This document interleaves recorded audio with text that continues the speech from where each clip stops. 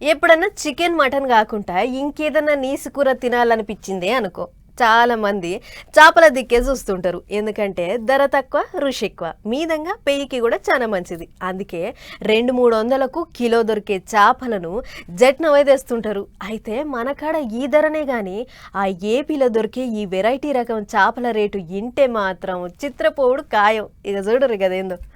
పులస చేప అని వాళ్ళీళ్ళు అంటుంటే ఈనుడు తప్ప ఎట్లుంటుందో తెలియదు చాలా మందికి. వాళ్ళ కోసమే ఇలా పులస చేపను పట్టుకొచ్చినాం. ఇక చూడుర్రి, బండ మీద గోస్తానికి తయారుంది చూడుర్రి. ఇదే గోదాట్లే దొరికే పులస చేప.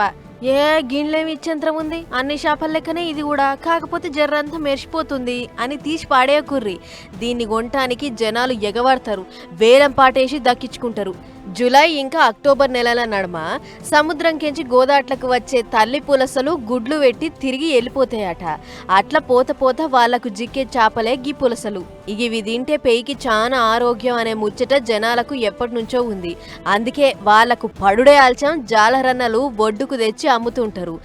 అందుకే జూలై నెల వచ్చిన కాడ నుంచి అక్టోబర్ దాకా పులస చేపల కోసం ముందే భయాన ఇస్తారట కొందరైతే నాకు కావాలి అని ఎగబడతారు.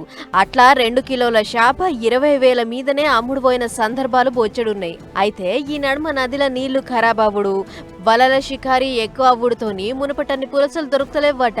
అందుకే చేపల షికారి మీద ఇన్నొద్దులు ఎట్లనో కట్ల బతుకుబండి లాగినాం గాని ఇప్పుడు తమాం కష్టమైపోతుంది అని అంటుర్రు జాలరన్నలు. ఆడతాం మానేసాం. ఈ 3 నెలలు 10 రోజులు అలాగే తాపీ పనుకో లేకపోతే ఏదైనా పని ఉంటే చేసుకుంటామండి. మళ్ళీ నవంబర్ నుంచి మళ్ళీ కర్రలన్నీ అయ్యని తడుముకుని మళ్ళీ వలగట్లు వేసుకుంటాం, ప్రారంభిస్తామండి.